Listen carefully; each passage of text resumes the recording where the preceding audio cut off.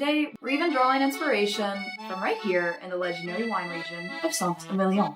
We're gonna see some success stories, bust some myths, and guide your next steps, taking inspiration from the protected names in this region of Bordeaux.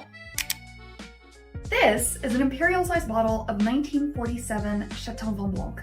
In 2010, it sold at auction for just over $304,000. I'm kidding, of course.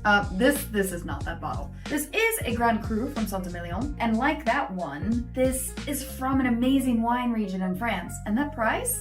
It's not a fluke. This is not one of the Grand Cru Classé, but it is a Grand Cru. It's a perfect example of how protected brands and names built on reputations that have gone on for a long time can unlock this mountain of value and revenue. So it really doesn't matter whether you're making wine or wagons or helping people create generational wealth, this video is gonna be for you. Because that price point, it's the power of a strong brand. And a registered trademark is gonna be key to helping you unlock some of that same potential for your business. I'm Samantha Bradshaw, small business and trademark lawyer. And today we're doing a deep dive into the fact that a registered trademark can be your secret weapon for, frankly, making more money. We're here now in this beautiful town near Bordeaux. It has been built on literally hundreds of years of reputation and tradition and shows us the enduring power of origin and consistent quality and what that can really mean for any product or service. And it's a form of protection that every serious business owner truly does need to understand. That is the real power of a strong brand. You've probably heard some of the basic benefits of a trademark, but let's break down exactly what a trademark does for a business owner like you. If we think of a trademark like a rare, fine wine with that $304,000 bottle that I wish I had, we can look at things in a slightly different way. Registered trademark, it's almost like putting a cork in the bottle and sealing all the magic that comes with winemaking within. But it gives you control over the legacy that you're building, and it's the legal leverage. It's your brand's foundation. And frankly, it's gonna drive your bottom line. It's going to make you more money. And I'm going to tell you how. This is what a lot of businesses start with. This is by far the best bottle of these three on this desk right now. The problem is, if you look at the back, you'll see a small description on the top, their logo, that little lizard, and then, the alcohol content, and that's about it. You're not going to see any of the things on here that are required to really push this outside of its country. This is an amazing Lebanese wine from a really small village, but if somebody were to steal their name, if somebody were to use that lizard, there's not a lot this vineyard could do about that. They're hyper-local, and their protections are hyper-local. They probably have some version of what's called common law rights, which is, will protect you to an extent, but it's really only in your industry and in the region that you're operating in. So if the vineyard across the street decides to copy them, okay. But if the vineyard in France figures out that what's happening in Lebanon is amazing, and they're like, you know what, we're gonna take advantage of it, there's not a lot the Lebanese company can do about it. And then we move on to probably the second best bottle on this table. It is the Grand Cru from Saint-Emilion. This is the next step. This is the moment where you've got the logo, the name, you're proud of it. We've got more protections. We've got that it's like biodynamic. We've got that it's from Saint-Emilion, this AOC, this designation. We've put protections on this. But unless we've got them registered with some kind of government organization that can actually help you enforce it, there's not a lot we can do. This is a product that they have already prepared to be able to ship around Europe, right? That's what these labels mean. But this is not a product that could go international, and there's not much they could do about it if somebody did something internationally with any of the branding on this. And like the reality is, at that point, what can you do? You could send a cease and desist letter, but you've got nothing to back it up. You've got nothing to defend it.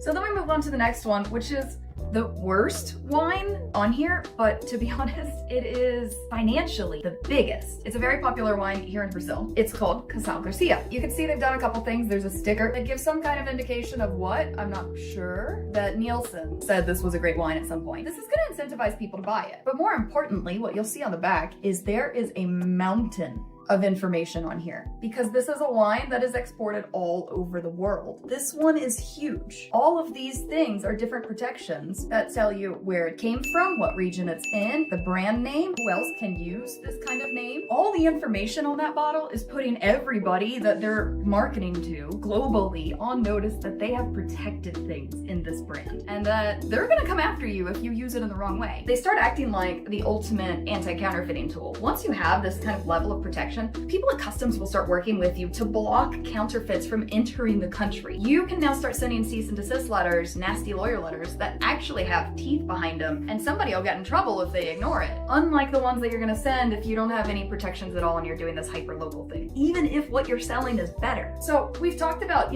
how Different levels of protection can actually give you more power to protect the brand that you've built, but the real power of a brand is what you do with it. If you're not sure how strong your brand actually is, take our quick trademark quiz below. I'll tell you if your name is really protectable before somebody else grabs it. You know how some things that you buy, they just inherently, they feel more high-end, they feel more valuable, almost like they come with a guarantee. In the wine world, that's what the Grand Cru Class A system is all about. It's a hierarchy that ranks the best wineries in Saint-Emilion, from Grand Cru to the top tier, Premier Grand Cru Class A. It's a freaking mouthful. Unlike most wine rankings, this one is actually revisited every 10 years. A lot of these wine rankings are just kind of stamps of approval. This one is theoretically not. The wineries have to constantly compete and prove that they're still worthy of the ranking. And they're judged on everything from their reputation to the quality of their wine, with tastings only making up half of the score. So the system, it stays dynamic and it forces them to constantly improve, which directly increases their value. This wine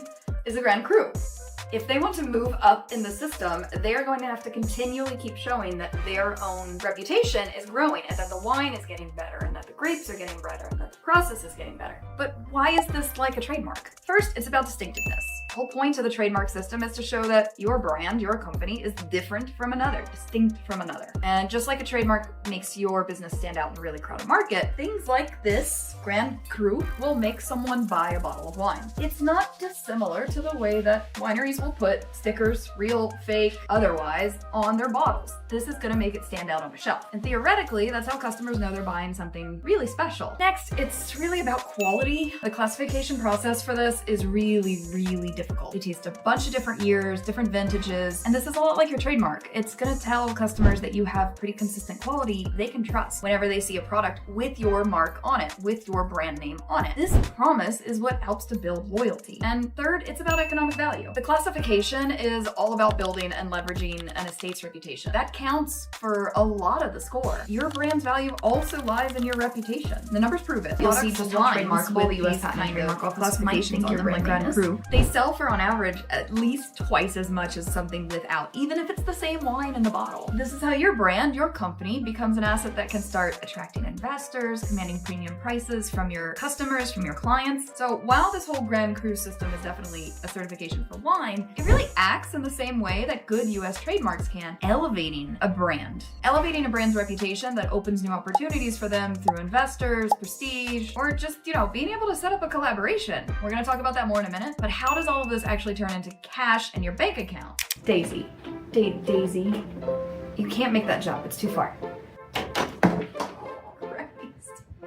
Well, so far we already know this has turned into prestige. We already know the price of your product, your service that you're selling goes up. What we can see in Saint-Emilion very clearly is that when somebody gets one of these classifications, the price of the value of the land where the grapes that created that certification are grown goes up. So now we're building secondary equity into the business because likely the business owns the land that it's growing the grapes on. Your business may do the same thing if it owns the building or is creating processes that can be protected. The trademark is creating secondary value, unlocking other areas where there's more money, more equity, more revenue potential. Equity itself is not necessarily a cash fund that we can mess with, right? Not without necessarily a long process or selling it. And that's where the next benefit comes in, which is going to be licensing and franchising opportunities.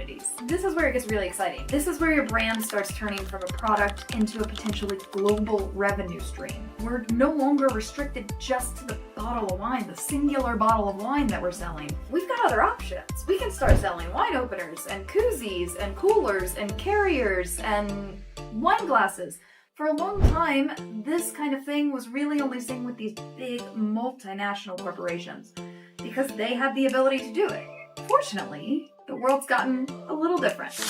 50 years ago, a joint venture of this kind meant like two big giants, Starbucks and PepsiCo, going into a very complex, expensive agreement to sell, bottled frappuccinos. Distributing these all through Walmart and Target, they're pooling a lot of resources, they're sharing a lot of liability for a big, rigid product where the supply chain considerations alone were just consuming. Fortunately, our economy now is a bit different. You can do this on a smaller, much more agile scale. If you have a registered trademark, you can license your brand to somebody else, let them deal with all of the logistical nonsense, have them pay you for it, turning your reputation, just your reputation, into a revenue stream. So we see this now with the influencers, right? You've got folks on Instagram, folks on TikTok that are giving their name, their designs, or something they went viral for a limited edition clothing line, or a bag line, or a makeup line, or whatever the case may be, and they don't have to lift a finger other than reviewing the contract that gives the company that wants to make the stuff under their name the right to use it and decide how much they want to get made. Or let's take it out of the digital economy, right? Let's talk about the local coffee roaster who has contacts down in Colombia or Brazil, and they're bringing in like an amazing bean, and they start licensing a special blend that they've created to a cafe in another city, and they want their name to be on that coffee when they're using that blend. We can now make sure that you're getting paid every time that goes up on a menu. Your brand, once you protect it, it becomes this potential source of passive income and new opportunities. And then, of course, all of this works because a registered trademark is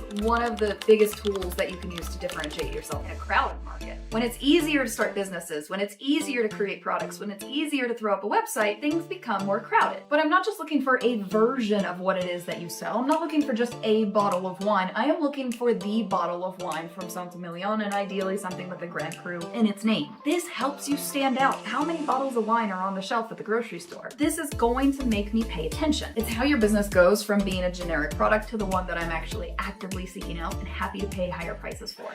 Just like the Saint-Emilion name has stood for quality for centuries, your registered trademark is your promise to your customers. So I've got a question for you. How much do you think your brand is worth? You might be leaving a lot of money on the table. If you take our trademark quiz, it's linked in the description below. You'll see just how trademarkable the US Patent and Trademark Office might think your brand name is. But this idea of protecting a legacy, it's not new. In fact, it's a practice that's been around for centuries. Saint-Emilion has at least another secret weapon, and this is kind of a side benefit that I think people don't think about. The Jurade. They were the original quality control police. Its members, known as Jurades, were initially kind of curated to look over the production and the crafting of the fine wines, guard against fraud, by going so far as to break any bottles of wine that they thought were, fraudulent, not from the region. Somebody was trying to steal from them. Organizations like this, industries like this, are the original versions of origin protection, trademark protection, brand protection globally. Now, we have very clear systems. We don't have to depend on a king who decides that he really likes the wine from here, but it is helpful to know that all of this existed because they wanted to make people know that the wine from here was something unique, something special, just like you feel your business is for yourself. Now, the group wasn't active for, 800 years, but it was reestablished back in 1948. So it's more than just a historical society. The fortunate thing is, and here's the kicker, it's a business in and of itself. It's a cooperative that does worldwide promotion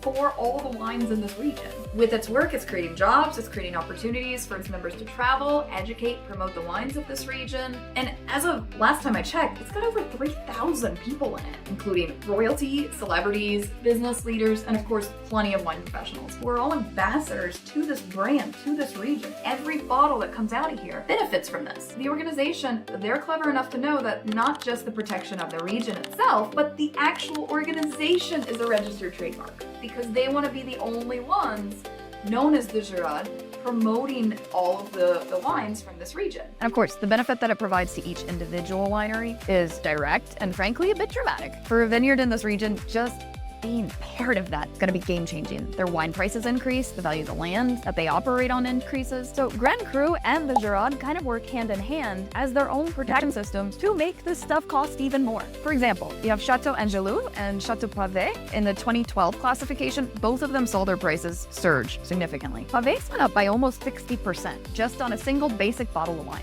And look, this isn't just a French thing. It's a global strategy. This protection of each region is crucial. We also see it in Portugal, where protecting things out of the Gold Valley. There's a seal of guarantee on this bottle. France is on another level. They already have the protections of origin. And now they're creating entities to help go and promote them and protecting those entities as well. If we go to Lebanon, they recognize, they may not have it yet, but they do recognize, because there's a draft law at least that has told them to make a system to protect these designations of origin about where something came from. But as of right now, anybody in Lebanon, anybody over the world could say they're from Bandoum village.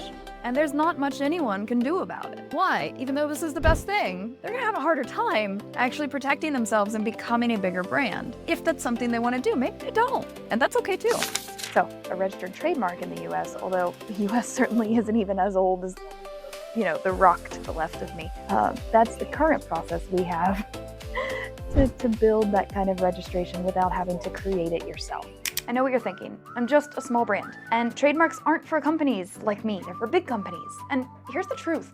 Trademarks are actually more important for small businesses. Let's talk wine, for example. Most of the wines in Saint-Emilion are family-run estates, small operations, and frankly, there's not a lot of room for screw-ups in these places. There's an old saying, right? The first generation makes the money, the second generation expands it, and then the third generation loses it. Well, a trademark changes that story. Even if the next generation loses the cash or the reputation, they at least can't lose the name if it's been protected correctly. That's how legacy survives. That's how generational wealth becomes something solid to stand on. That's how the wine that your grandpa drank becomes the wine that your grandkids drink. Works the same way for a tech startup. They can protect their brand early so they expand faster, they get better investors take them more seriously, or even the local grape crushing guys in Saint-Emilion. They've built a reputation as the go-to team. So when they expand to the next town, it's understood they already have a certain brand of quality, and that name recognition will follow them. This is the power of a strong brand. Maybe you're thinking, no, but I'm really small. I just want to do good work in my own backyard. And frankly, that's exactly why you need a trademark. Big companies have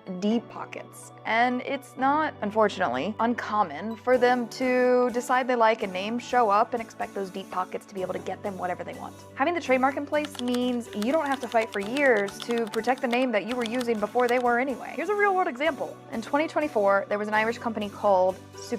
McDonald's decided they didn't like how close in brand name Supermac was to Big Mac. So they went after them. They tried to shut them down. Supermac, fortunately, they already had their trademark. They were able to fight back for a much cheaper price, and they won. That's the difference having a trademark can make. Suddenly, the cease and desist letter that you're gonna send has teeth, because the US Patent and Trademark Office stands behind you. The court system stand behind you. If you have to have that fight, this is a much cheaper way and much faster way to have that fight. So protecting your brand isn't just about your logo. It's about legacy. It's about your reputation, your promise, your asset, the thing that you're building, an asset that opens doors to new opportunities. And the US registration process is a lot like earning that Grand Cru label. You need the right team behind you, because it's long, complicated. Just like the winemakers of this, which I'm very excited to open at some point soon, rely on a team of experts to grow, bottle, refine, and sell this, you can rely on a trademark expert to help guide you through the process. A trademark attorney is going to make sure that your application's strong, that your investment goes further, that your brand's getting the protection it deserves. And yes,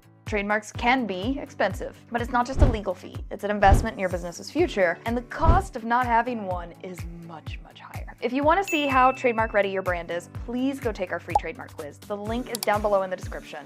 And if you're ready to take it to the next step, our team is here to help you protect what you've built. Trademarks aren't just paperwork, they're a promise. Promise to your customers, to your team, and frankly, to yourself, to protect everything that you've already worked so hard to build and unlock the full potential of what your business could do without you. If this video was helpful, please go ahead and subscribe, share it with a biz bestie, and help us spread the word that protecting your brand doesn't have to be boring, doesn't have to be overwhelming. It can actually be empowering. This isn't just about the legal stuff. It's about creating something that actually lasts.